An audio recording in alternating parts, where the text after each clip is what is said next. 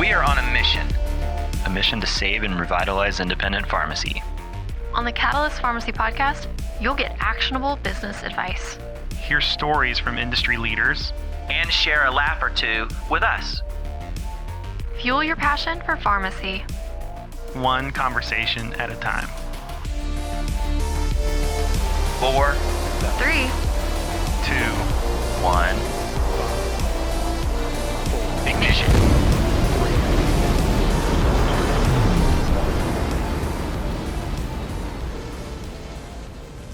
Welcome to the Catalyst Pharmacy Podcast. I'm your host, Jeff Key, and I'm here today with Marsha Bivins. Hi, I'm Marsha Bivins, Director of Marketing for PioneerRx. Today we're here with George Lazenby. He is the CEO and co-founder of OrderInsite.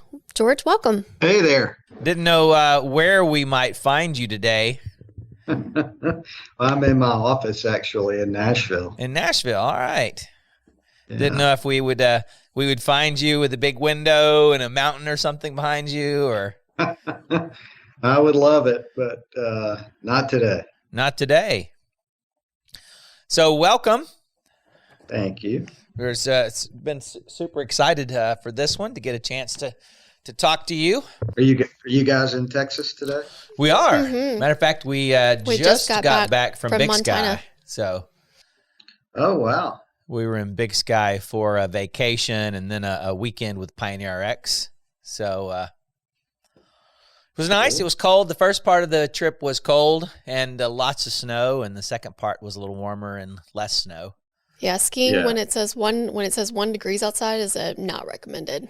It's not that bad. You dress for it. I'm of the opinion that it's like they say about London. There's no bad weather. It's just bad outfits, right? So, Yeah, you I just agree.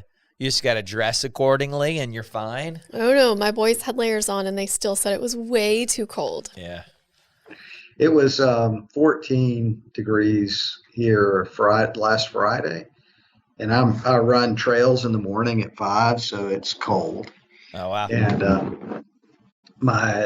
I usually run with a group, and the group didn't show up, go figure. So I ran by myself, and I passed this older couple on the trail. They were walking their dogs as I was finishing up. And the only thing they said to me as I was approaching them is the older lady looked up and said, "Shorts," because I was wearing shorts. I had a top, a heavier top on, obviously. But, Yeah. So yeah, if you dress appropriately, you're okay. Depends on your activity. Well, and I think there's some kind of people get acclimated. I know we were at the Huntley in one of the hotels there, and their ballet people are cowboys, but one of them had short sleeves on, running out to get the cars. Well, to be fair, it was like it was 20s that day. Okay, so it was 20s, And it was sunny. he was in short sleeves running out to get the stuff, but okay. It does seem colder here. Like the same temperature in Dallas seems colder. I don't know why. I don't know if that's the humidity or whatever. But I came back and I'm like, and I think yesterday it was, I don't know, it was in It the started 30s, in the 40s. 30s. This morning And it I'm started like, in the 20s. this is cold. I'm like, really? I was in 5 degrees and I'm calling this cold. So have you made it up to Whitefish? So I know you have a. I'm going next week. The cabin that we have up there, we were doing some minor renovations to it, some painting and things like that. And the builder in September said, "Hey, look, if you want me to get this done, you can't come back until, maybe mid-January. Just got to leave me alone." So That's scary. He's not finished. He's not finished, but he's about to do something that's critical, at least to my wife. So I'm going to go up and take a look at it and make sure it's on the path that we want. Yeah, nice. I actually rode on the ski lift with some people who had skied up there. So they Oh, were really? talking about, hey, they liked it. They were they'd skied there. They liked Salt Lake City, Park Cities, I guess. So just let's start our listeners off and our viewers off with what got you started in the in the industry, in the pharmacy industry. Where did you start? Okay. Yeah, kind of give us a little history. Thought you had a super interesting background. Sure. So, first of all, I was born in a small town. I'm just kidding. I won't Yeah. get but no, I started my career in technology as an accountant. I'm a CPA by trade, and I joined a company called Medifax, and that company was a relatively small technology company focused on hospital revenue cycle management. And that was in the mid 90s, 1995, 96 timeframe. And we ended up I ended up running that company. We sold it to WebMD, which at the time, WebMD was more than the portal that you know of. Everybody knows the portal. I've got a headache. Do I have brain cancer? Whole, WebMD thing. But back then, it was a much Dr. broader organization, and it had a pharmacy switch in it. That was what it was a predecessor. Envoy was the predecessor company that they owned. And they acquired Medifax in 2004. And when they did, they tapped me to sort of run what they call the provider-facing business-to-business solutions. And that included software that we sold to hospitals, health insurance companies, and pharmacy. And that would have been in 2004, my first introduction to the whole pharmacy world. In 2005, we broke the company apart, and we took WebMD, the portal that everybody knows now, public on its own. Then I took the rest of the company private. And in 2006, basically. Okay. It took a while. It was complicated. And then in 2009, 2007, we created the company called MDON, which I became the CEO of. And that company I took public in 2009. And we grew that business. It was less than 500 million in revenue at that point, and then I grew it, and in 2011 sold it to Blackstone, which is big private equity guys in New York, and then I retired from that in 2013. And when I retired, it was about 1.3 billion in revenue. So we had quite a bit of growth. Of that 1.3 billion, pharmacy was around 200 million of revenue. And we grew that company through acquisition and all sorts of ways. And I got to meet a lot of very interesting people. And when I retired in 2013, one of those very interesting people reached out to me, and his name is Mark Lyle. And Mark is a serial pharmacy entrepreneur. He had started a company in the 80s called Zadal Systems, which is and then how I met Mark was he also founded a business called ERX Network, which was a electronic prescribing and claim switch. And I acquired that business at MDON, and Mark and I worked together. He led the pharmacy business for me for a number of years. And when I stepped down, he called and said, "Hey, I'm thinking about doing something else. Are you interested?" And those conversations led to us founding OrderInsite and another company, an investment company called Sochi Capital. And Sochi Capital has 5 portfolio companies today, but we're all in pharmacy, 100%. So I just kind of dove in deep. Maybe I didn't know what I was doing. Can you say what those 5 companies are? Yeah, sure. So OrderInsite's one of them. Provider Science, which is sort of scheduling, workforce management for in the clinical setting, including pharmacy. RX Lightning, which is enrollment for specialty medications, RX Logic, which is a software application that runs the PBMs. Okay. So it would be like the PioneerRx for PBMs. Okay. That we founded a few years ago, and then MedOne Health Systems, which is a PBM in Dubuque, Iowa. And that's an interesting story in and of itself too. I mean, years ago, right about the time in 2014 when we founded OrderInsite, we were just looking broadly at the pharmacy space and saying, hey, where are potential areas for disruption? Where can a new company come in, do something different that everyone wants, and make a name for itself? And we looked hard at the PBM space because, frankly, nobody likes them. Employers don't like them because they typically have low service to them. Pharmacies, you guys know the story there, but with all the DIR fees and everything, they're adversarial is a sort of a nice way to say it. And we thought, there's got to be a better way to do that.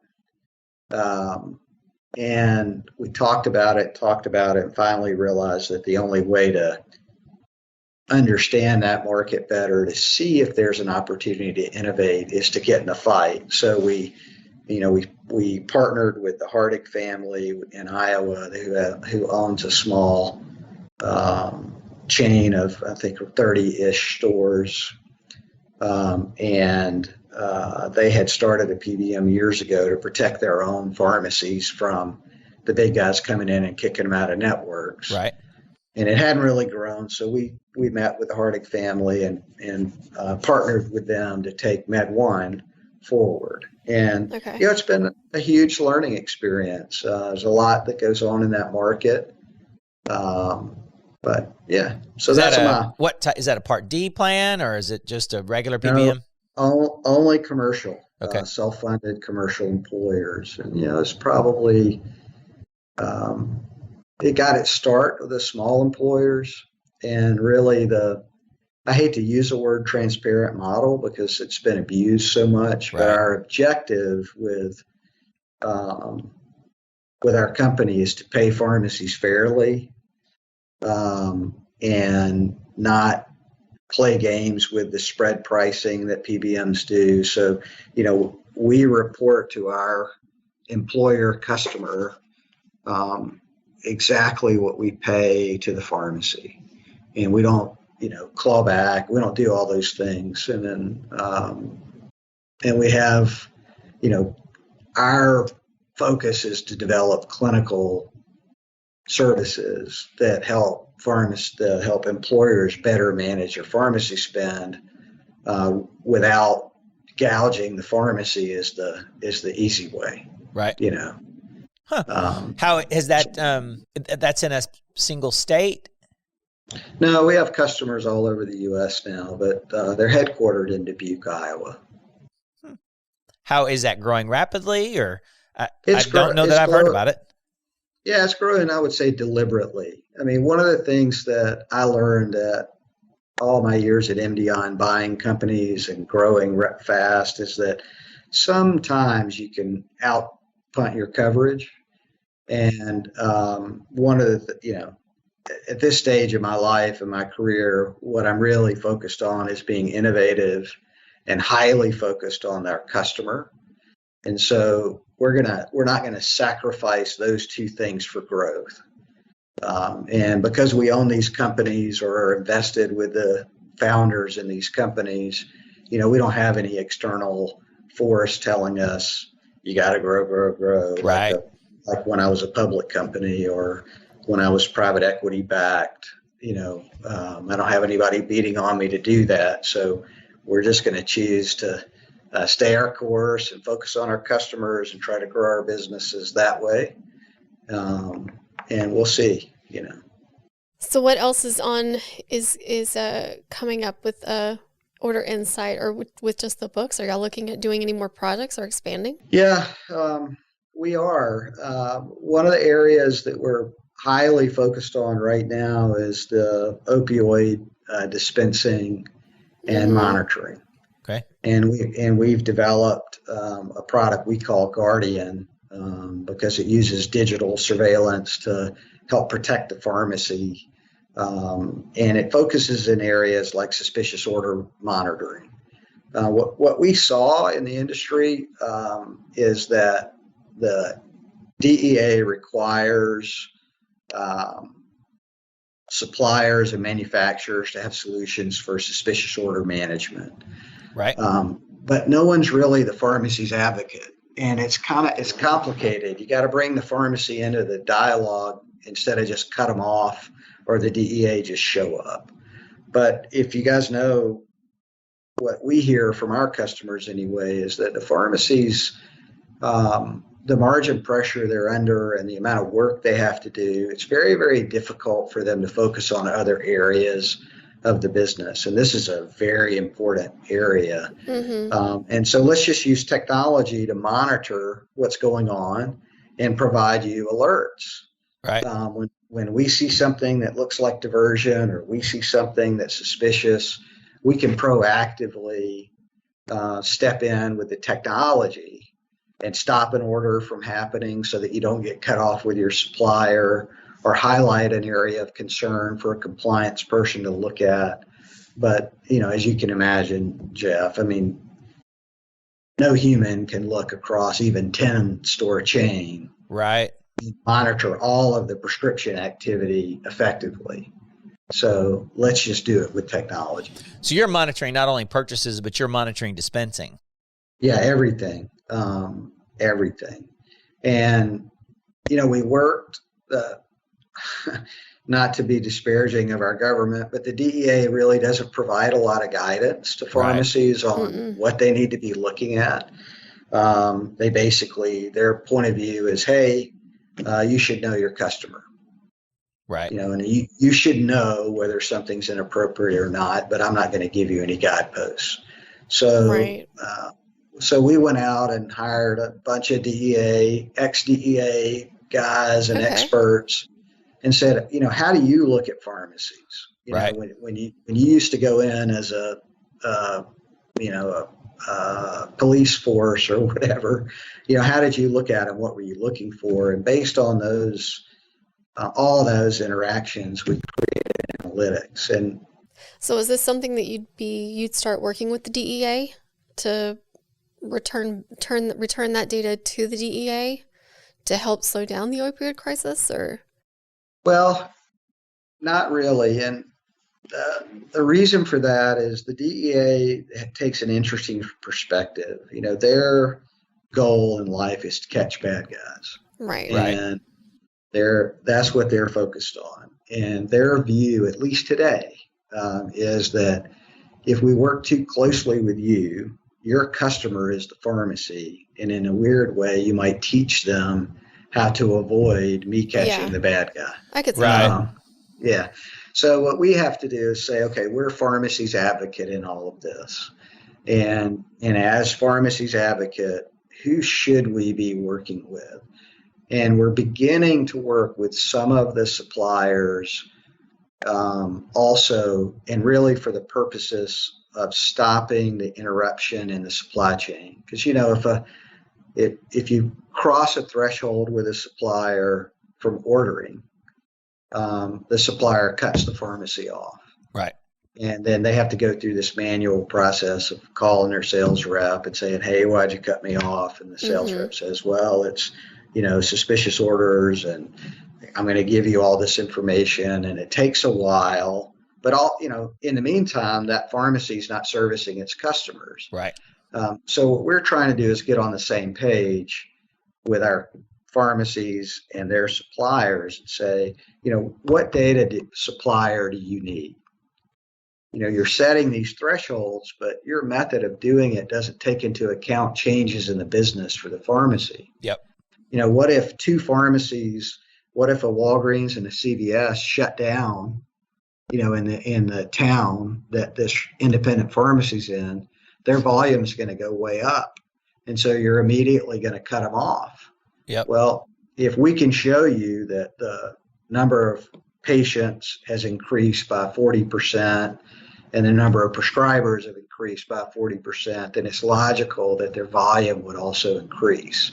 And so let's just not cut them off first. Let's look at this data first before you interrupt a business that's moving along. Now, conversely, if what the supplier doesn't also see is if the business declines.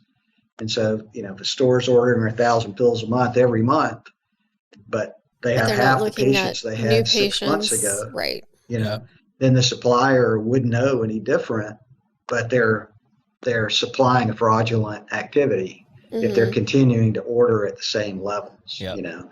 So that's a little more complicated to approach because the pharmacies still very much they need to trust that someone's not going to take advantage of them with the information that we provide.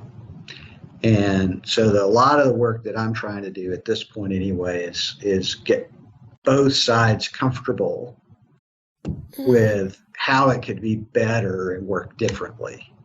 And guys, you know it as well as I do. Health changes in healthcare take a while. Yep. I wonder, do you think so? When the opioid settlements occur, some of that money is going to be for prevention and treatment and things like that. There are going to be grants and things like that. Do you think there's any opportunities for your software there and what you're doing in those type of monies? Yeah, we think so, but it's just, Jeff, it's just not something I would count on. Yeah. My experience with public money is that it's way more complicated than do you have a really good solution that could make a difference. Right. And so what we're focused on is where is the point of value for the stakeholders that we're supporting? What would make a pharmacy's life easier, number one, and what's valuable to them, not what's interesting to them, but what's valuable to them. Mm-hmm. Because you probably know this too. I mean, you could build all these wonderful analytics in Pioneer software that are interesting, but how many of them are valuable? Valuable meaning someone's actually willing to pay for it because it makes a difference in their business. Right. Mm-hmm. Yeah, I feel that way a lot about dashboards and stuff. Yeah, or unless it's that person's assigned job to monitor that section of the pharmacy, then they're not going to look at it. I call it Scrooge McDuck counting his gold. There are some things. Dashboards need to be actionable, right? If you're creating some kind of analytic that somebody looking at it's not going to do anything about it, then you're just wasting everybody's time. Sure, it might be interesting, but people will pay a little bit for interesting, but not a lot. People want to have value. Back when I was running MDON, I had this saying internally: just because George says doesn't mean it's a good idea. Let's hear what the customer thinks, because sometimes you can just convince yourself this is the way it has to be. Right. And you can go headlong into this long effort to put something on the table, and you put it in front of your customers, and they go, meh. Right. Expecting somebody to do something or work something a certain way that you programmed it or designed it isn't always going to be the case. Well, and if you're listening, every one of them is telling us right now, I don't have enough time to do anything. Mm-hmm. Right. And that's gotten a lot worse. With COVID, We're hearing a lot of issues with... and staff. With staffing, yeah. So anyway, that's provider science can step in there and help the pharmacy with appropriate staffing. Like, one of the things that I found interesting about that business was that pharmacies typically staff heavy in the mornings. Uh-huh. This is the staffing curve. And then the staff kind of goes away during the day. But the patients arrive heavier in the afternoon. Between 2 and 4. Between 2 and 4, which is a period of time when pharmacies typically don't have nearly the staff they had at 9 a.m. when Yeah. they're pounding away to fill the prescription. Yeah. And so what we figured out with provider science is, if you take that work, that available work, and you look at and you do some predictions around when the patients arrive, you really don't have to have all that stuff done by 9 a.m. You really have to have it done by 1:45 p.m. Right. If that's the case, maybe you don't have 10 people in the pharmacy at 8 a.m. You have 4, and those 4 work, and then you boost it up to 5 or 6 when the patients are actually there. And so now you do have time to counsel for supplements or doing the things that pharmacies are trying to do to earn more, money, to get more margin. How did MedSync factor into that? Well, MedSync is an interesting. MedSync is as valuable to a pharmacy as they are as good as they keep up with it, I guess is a good thing. I like MedSync.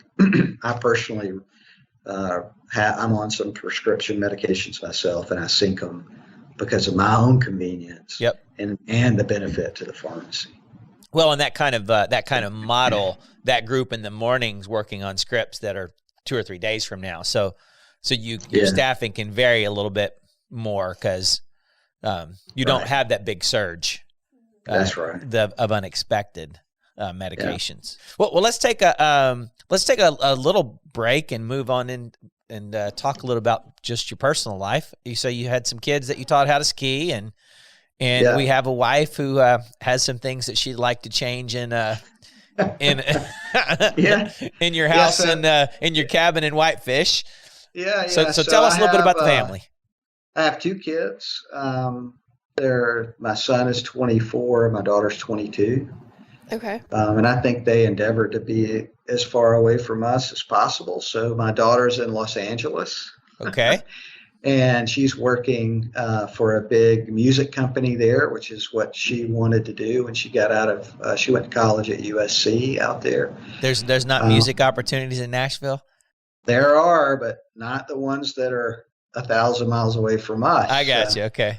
No, I'm just kidding. We have, and my son is in Dallas. And okay. He's, I guess you could say he's following a little in my footsteps. He's in public accounting. Very interesting. Okay. Yeah, my wife and I have been married since 1994. We had and lived in Shreveport, Louisiana for. Oh yeah. Right, I remember you saying that. Yeah, for a while, and then moved to Nashville, and we've been here since. And so I'm from the Southeast, but not from Tennessee. I'm from Alabama,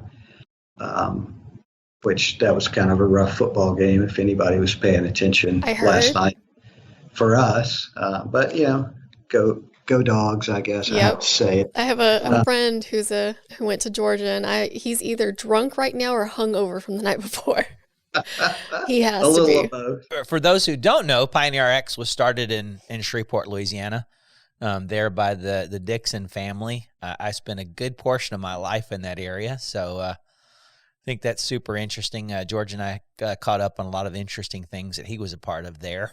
Yeah, that was a fun time for us. We really liked that area. We really liked the people we met in Shreveport. Everybody in Louisiana is very friendly. Mm-hmm.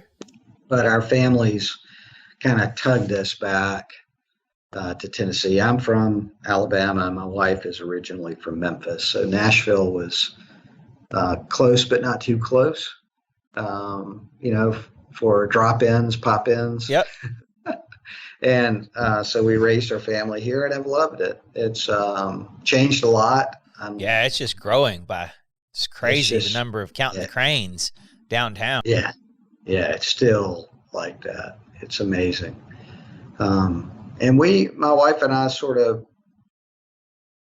we enjoy, traveling, but we have a place in Florida and a place in Montana that we kind of chase the weather a little bit. Yeah. That's a great thing about these software businesses, as you know, you can manage them from anywhere. I come into the office regularly. Not that anybody does, but I do anymore. But it's nice to be able to, see different parts of the country. and that's something we do. So what are some places that you've been to? Has it been all U.S. or have you actually gone outside of U.S.? We've been all around. Not lately. In the last, Right. the last trip that I got in was to New Zealand, and That's on my list. it was, that's kind of a long way from here. It's a bit. Yeah. And that was as COVID was hitting. So while we were in New Zealand closed the borders to Asia, which is, interestingly, fun fact is that's about 30% of their tourism industry. So Wow. It was awesome for us. There were no crowds. Yeah. How long was that flight? About 20 hours? It's 17. 17. Which can get uncomfortable after the first 5. Yeah. Mm-hmm.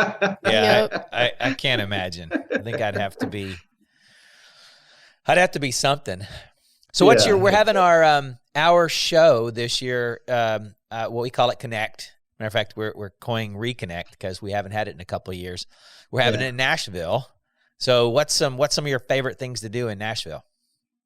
Well, music, obviously. And the music industry is much more diverse than just country. But there's downtown Nashville has the Ryman Auditorium. Mhm. Yep. Yep. And that is just a preeminent music venue. It's small, and all of the entertainers that go there love it because it has such a history. Okay. And so I would love doing that. In fact, in sort of the lull before Omicron, ventured out to a concert. My wife and I went to the Jason Isbell concert there. And he is a fantastic performer. What kind of music? It's I would say Americana. Okay. So rock, but country-esque storytelling, which I like. Interesting. And a lot of his songs. So we do that. Restaurant scene in Nashville is amazing. New restaurants opening all the time, so we have fun. What's your favorite? I was about to ask. What's my favorite one Mhm. now? Yeah. Like customers or vendors come to visit you, where are you taking them to dinner? Restaurant of the moment. Well, that might be different though. What's your favorite of the moment? Yeah, so my favorite is a restaurant called The Optimist, which is a seafood place, believe it or not. And they are fantastic. And then there's another, just down from it is a restaurant called Oku that's sushi. Okay. And forever, we didn't have sushi restaurant in Nashville. Yeah, not exactly a cowboy, kind of a country thing. Yeah. Right. But Nissan moved their headquarters from Los Angeles to Nashville. And interestingly, that increased the Japanese population in our city enough to where that, along with the trend towards, sushi more broadly, brought quite a few nice sushi restaurants here, which I enjoy.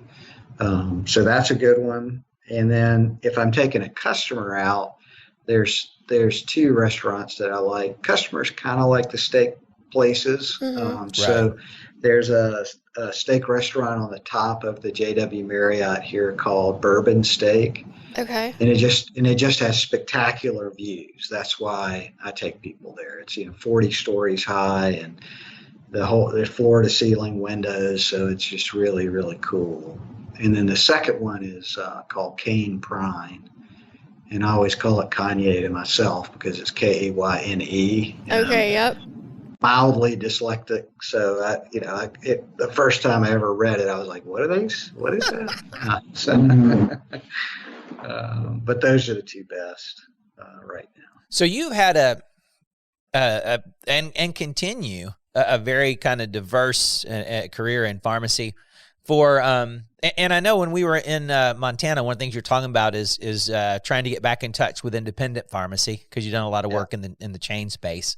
So as you've done that, what kind of advice do you have right now for independents? Oh yeah, that's a good one because, well, like you said, I mean, when OrderInsite started, our goal was to advocate pharmacy, period. Mm-hmm. We felt strongly that they needed an advocate in the area of supply chain, and we wanted to do that. And the business initially grew through some chain customers. So we have 7,000 pharmacies sites on the system today, but there's some big chains in there. Yep. So last year I started working back, sort of digging back into the community pharmacy space, just to get a better our software works in that space just like it does in the chain, but the challenges are more unique. Okay. And after listening to and seeing and working with the independents for the better part of last year, I mean, the one piece of advice that I would give them is that be realistic about what's important to drive the growth you want in your business. I mean, everybody's got an opinion about how you should run your business, but it's yours. And Right. so take a hard look at what you want out of it, and then pick your partners based on what you're driving at. And that's an easy thing to say and a very, very hard thing to do. But what struck me was something that you touched on earlier, is that all of the what I love about independent pharmacy is that they're creative and innovative. You know, they have to be, Right. to compete. But you can present all of these great options for them on how to change their business.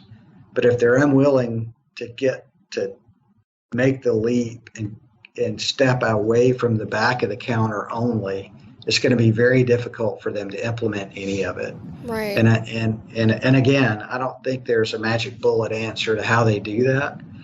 But I think it's got to start with, what do you really want out of your business? And what part of the healthcare continuum do you want to play in? And I saw an article the other day where there's an interesting trend that some of these bigger, the Walgreens and CVS, are leaving some of these smaller towns that they had moved in when they were just expand. And an independent pharmacy is moving, or community pharmacy is moving back into those towns where they had been, where it just wasn't big enough for a Walgreens and an independent. So where do you see, in the next 5 to 10 years, where do you see pharmacy moving? Well, let's take a look at what's been happening. So there's 60 some odd thousand pharmacies in the U.S., and they're generally broken down 20,000 in the top four, 20,000 in the mid-range, so the grocery store chains, and then 20,000 independents. And that number hasn't changed a lot. The total number of pharmacies hasn't changed a lot in any of those buckets. But what has changed in the independent pharmacy space is there's been a decline in the number of owners. So what that's telling us is that independent pharmacies, the other kind of critical factor is the average age of an independent pharmacist is near retirement. So it's in the 60s or late 50s to early 60s. So you take all that in, and what's happening is these retiring pharmacists sell their independent stores. They're trying to sell it to other independents. Yep. Yeah, they don't want to sell to the big guys because they fought them their entire career, and it makes sense. And what I see happening is that I think that trend continues, and you could, it just smacks of a little bit of a roll up, like it's happening in dermatology right now. It's happening in other sort of niche areas of dentistry, where these cottage, locally owned businesses are getting kind of rolled up to try to get scale more formally than through buying groups. So I can see some of that happening. But I also see the pharmacies that survive are going to take a more significant role in healthcare. They're going to lever this relationship probably from giving the vaccines to providing other services. And the government's helping a little by recognizing that pharmacies are more than just fill prescriptions. And so maybe it evolves that way. But you said the small town thing. I had dinner last night with some friends, and this particular friend of mine is an oncologist, and he he and his wife were going on and on about they changed pharmacies to this new independent pharmacy, and the guy is so great. He gets to know them. He knows knows everything about them. He even offered to bring the prescription to their home on his way home from work. And people are beginning to recognize that you can get a better level of service, and that level of service can be valuable. And for you, if you have even a mildly complex health situation.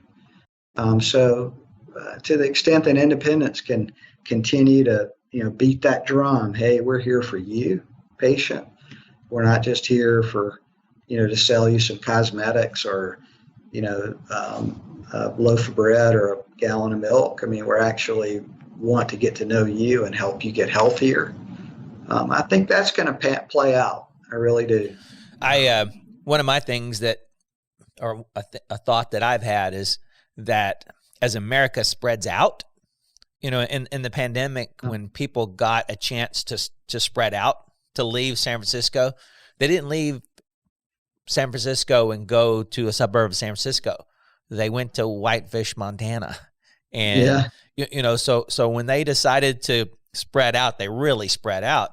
And this could mean a regrowth of some of these small towns and these small communities where people can work from home now. A lot of people left small towns because there weren't jobs and there weren't opportunities. It wasn't that they were trying to get away from their families. They were trying to get there for certain opportunities. And those towns, the big chain model just doesn't work. I can't sell enough high dollar beauty goods and things like that in order to supplement what I'm doing in pharmacy. And so I think you'll start to see these pharmacies moving back, starting to see invigoration in these smaller towns. And I think it's going to mean that it could really mean kind of a social change in our country as we think about where we live and where we work and what we do. So it'll be interesting to see how community pharmacy plays a part in that. And not only as a pharmacy provider, but as a healthcare provider, because we're retiring a whole lot of primary care physicians as well. Yeah, you're right about that. And you're going to need their help in those small towns. You're going to need. Yeah, the town I grew up in was 6,000 people in South Alabama, and my memory of going to the doctor was you walked into the waiting room. I had anxiety about getting a shot, so that's what, kind of sticks in my head. I knew I was going to get one for something if I went there. But when you left to get your prescription, you just walked across the waiting room, and there was the local independent pharmacy connected to the physician office. And I think there's a place for that now, to your point. I mean, if there's a true partnership between the healthcare provider and the pharmacy, with the way reimbursement's going, to be less encounter-based and more about the health of the patient. Now, all of a sudden, the local hospital is interested if that is that patient, filling and maintaining their prescription therapy. The physician's interested. Did they pick it up when I prescribed it?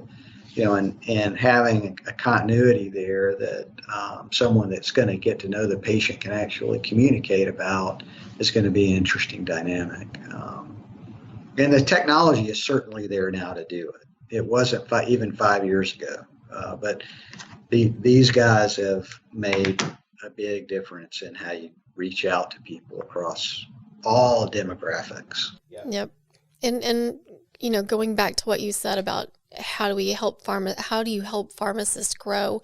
And we see that through like Eric Larson and Amina, they're pharmacists, they own the store, but they're not necessarily in the store behind the counter. They're out there making the relationships with the doctors and opening up that communication stream, and which is what really needs to be happening. And I understand that can be really hard, and especially when it's hard to staff a pharmacy, let alone find a second pharmacist to work the counter while you're out there drumming up more business. But the communication it's still a matter of trying to find a way to get that better for the pharmacist who can't necessarily get out from behind the counter. Yeah, you got to figure that out, because a lot of times the model and the reason that owner pharmacists are pretty easy today to get financing is the fact that they're the employee, right? And you go to some of these small towns, and I don't get a relief pharmacist. Eric's outside of Orlando, so it was a guy we got to know recently who even buying a pharmacy, he did his budget and everything to not be behind the counter. He did. right. Yeah. So he knew that I can't be successful and grow it, and so he made sure he had money at the beginning not to be behind the counter, while he had time to grow it to not have to be behind the counter. But a lot of people who are in small towns, they don't really have unless somebody traveled there to relieve them a day a week, they really don't have a lot of options for hiring a pharmacy. So, things that help with efficiency and maybe some remote check and things like that, but you still can't leave the pharmacy. But you might be able to get out from behind the counter if you could do something, maybe allowing remote check or something along those lines. Sure. Are any of your businesses focused on? Well, you did talk about the PBM was doing some stuff around healthcare, right? On clinical services. What kind of stuff are they doing? Well, I mean, the main thing, again, they are advocating the employer at the end of the day. So what they're trying to do is build clinical programs that assure that the patients are going to, I guess, get the result that the doctor is intending. And sometimes that means the patient's on a specialty med. Sometimes that means the patient can compare back to, a different medication protocol that's less expensive to the employer. And sometimes that means the patient needs to make lifestyle changes. And so we've sort of built programs around and are try to be honest about tracking the benefit of those programs. And why I say try to be is because there are always factors. It's a complex world that you get in to ask yourself, is what you're doing and only what you're doing affecting the patient's health? And so what we try to do is build, models for our customers that show the cause and effect. Here's a program that you can implement, and we believe it'll do these things, and we'll put our money where our mouth is. If it doesn't do these things, then you're not going to pay for it. That's the sort of the innovation that we're trying to bring, is that it isn't that there aren't all these clinical programs on the planet right now, but it's we're only going to implement the ones that we believe are going to have the effect. And then if that's true, then we're not gonna charge you if it doesn't. It's that sort of thing. Huh? Do y'all use do y'all use brokers, or is that direct selling? Well, it's direct selling when we can, but that's one of the big learnings from being in the PBM space, is that the broker has an awful lot of influence on who's sitting at the table when it's time for the employer to make a decision on who they want to use. And I can tell you my general point of view on brokers has changed a little bit, but there certainly are brokers that, in my opinion, are on the up and up. They're truly there for the benefit of their customer, and there's a smaller handful of them that are truly there for their own benefit. And those are the hardest ones, based on how I think about how I want to run my business and my life, for that matter. Those are the hardest ones for us to work with, because we're fine paying a broker a fee, for example, but if we do it, the employer is going to see that. And if a broker says, no, wait a minute, then I know who I'm dealing with. Yeah. Yeah, we'll every once in a while we'll have a consultant call us and say, "Hey, I'm in the business. I consult with pharmacies on how to make their pharmacies better. That's what I do. Or how to help them open a pharmacy. Yeah. Will you pay me if I tell them to use Pioneer?" Yeah. And I'm like, no. No. Yeah. No, I won't. No. Yeah, I won't. and and don't really want to do business with you. You're the kind of person who's going to refer people based on what they pay you rather than what's the right product for their, my advice to you would be provide the value to the pharmacy, and your value will bring you the dollars that you're looking for. Yeah, and if you're going to be out there advocating a software application, if you'll come in and commit to learn what we do and why it benefits the customer, and you want to represent that, I think you'll understand why we won't pay you to do that. Yep. So a super successful guy. I know you're probably the kind of person who sets goals for the year. So what are some of your big business goals for New this Year year for 2022? Well, I have been reasonably successful, but I've never been one that sets goals. Really? Okay. Yeah. So our goal is not to set goals. No, I mean, I do try to set, I do believe in what you can measure, you can manage. Okay. But, I have, I don't do it with specific goals. So for example, in my personal life, my long-term objective is to be as mobile as I can for as long as I can. Right. Yep. Because I think the more active you are, the longer you live. Maybe not the longer you live, depends on what you get yourself into, but at least your quality of life. Right. Longer. The quality of life is longer. Yep. And so I have, I'm just like probably most people my age. I'm 52. I have flexibility issues in my hips and my hamstrings and my lower back. So I've endeavored to sort of do a few things to improve that, and it includes, weight shifting, meaning more lean muscle mass, less, belly fat. But it also includes committing to do something I've never done in my life, which is stretching. I hate it, but I'm gonna do it this year. So that's not a specific goal, but it's really more of a long-term thing than 1 year. And I like to think of things that way. And so for my businesses, the goal is always to grow, because that's a measure of success. But our real objective is to identify areas where our particular position is beneficial to our customer, and to work, the whole group works really hard to be in front of our customers and listen to them all the time. So that goal never changes. And that's the kind of that's why I don't set a particular goal. That's always something that we're trying to do with our businesses. We want to grow, but we believe if we do fundamentally the right thing for our customer, growth will come. Right. Yep. You create that value. You're going to grow. Right. Yeah. Well, I think we're out of time. Yeah, it's been great. Enjoy talking to you. As always, it was great to meet you and get to know you some in Montana, and to continue that on here. And I look forward to continuing that relationship. Hope to see you at Connect. And I'll be there.